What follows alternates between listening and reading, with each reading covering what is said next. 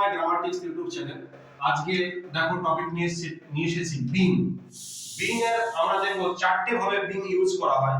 আমরা জানি যে বিং শব্দটা এসেছে বি, তারপরে ওয়াজ বা ওয়্যার, তারপরে কি আছে বিং ব্যবহার আছে।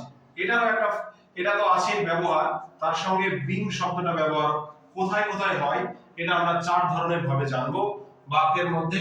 দেখো রুল নাম্বার 1 দেওয়া আছে, কি আছে, বিং যদি হওয়াই বোঝায়, বিং শব্দটার মানে কি বোঝাবে? হওয়াই। হ্যাঁ, এটা হওয়াই তাকে এটা করতে হবে, এটা হওয়াই তাকে ওটা করতে হবে, এইরকম অর্থে কিন্তু আমরা বাক্যটা রেডি করতে পারি। যেমন কি আছে, being a teacher I should teach the students carefully.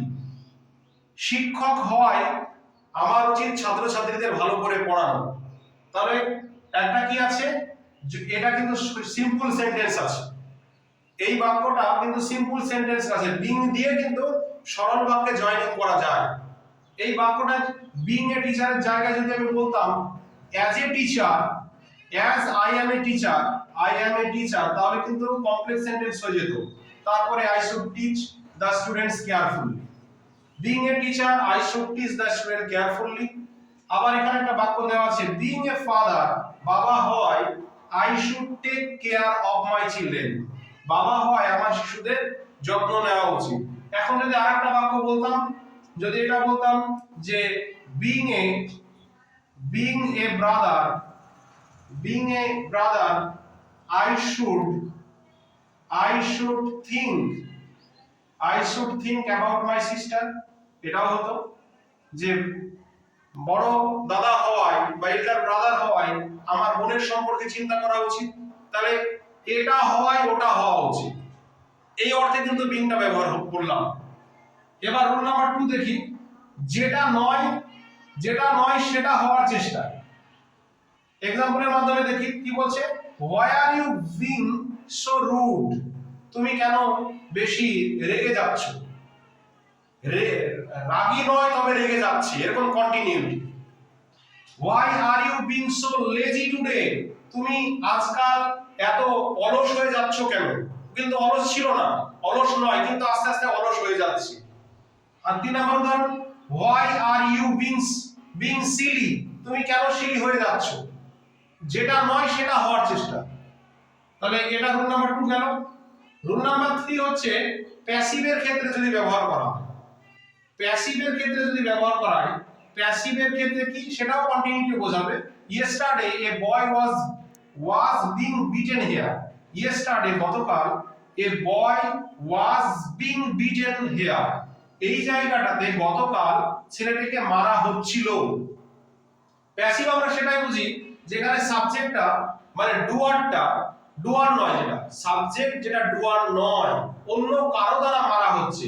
a boy was being beaten here by some people, তাহলে বালকটিকে কিছু গতকালকে এখানে মারা হচ্ছিল কারো দ্বারা। তখন আমরা প্যাসিভ তো সেটাই বুঝি যেখানে সাবজেক্টটা ডুয়ার নয়, সাবজেক্টটা কাজ করছে না।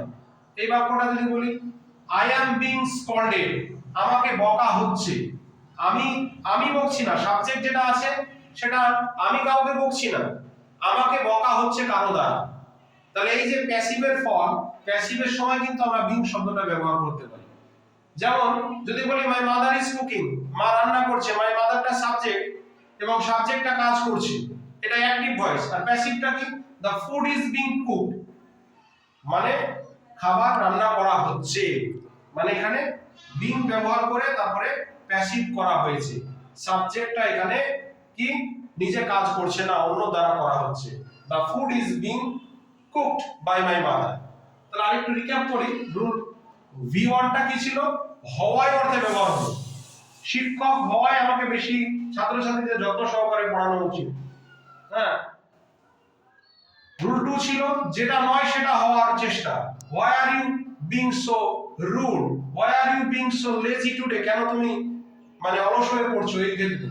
3 নাম্বারটা দেখলাম প্যাসিভের ক্ষেত্রে ব্যবহার হয়, যে yesterday a boy was being beaten here, গতকাল তাকে মারা হচ্ছিল।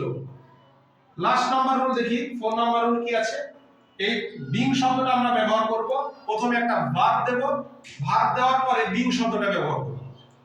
হ্যাঁ, এটাও খানিকটা হওয়াই এরকম সেন্সে আসবে, যেমন I enjoy being with my friends, আমি আনন্দ উপভোগ করি আমার বন্ধুদের সঙ্গে থাকাটা, তাহলে ভার্ব দিয়েছি তারপরে কিন্তু বিং ব্যবহার করে দিয়েছি।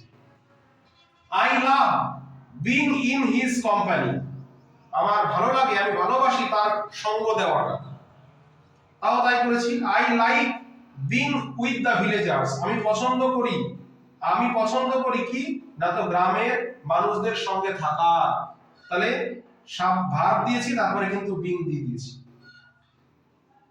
নেক্সট এক্সাম্পল, স্টপ, থেমে যাও, বিং সো রুডি, আর রেগে যেও না, এবার থেমে যাও, ভার্বের সঙ্গে আইএনজি দিয়েছি। Stop being so lazy, stop being so lazy, এবার অলসতা আর করো না, থামিয়ে দাও অলসতা। তাহলে আরেকবার রিক্যাপ করে নি। রুল 1, হওয়াই বোঝাবে যে being a teacher I should teach the students carefully, being a teacher I should teach the students carefully in a different way. আচ্ছা, আর রুল 2 কি গেল, যেটা নয় সেটা হওয়ার, where you being so rude, তুমি কেন রেগে যাচ্ছ, কিন্তু সে মানে আদৌ সে রেগে যায় না। রুল 3 কি হলো, প্যাসিভের সেন্সে, yesterday boy was being beaten, গতকাল তাকে মারা হচ্ছিল, হ্যাঁ, আমাকে বকা হচ্ছে, আই অ্যাম বিং স্কল্ডেড। আচ্ছা, 4 নাম্বার রুল কি হলো, ভার্বের সঙ্গে আইএনজি যুক্ত করে কিন্তু একটা বাক্য রেডি করা যেতে পারে। I enjoy being with my friends, I love being in his company.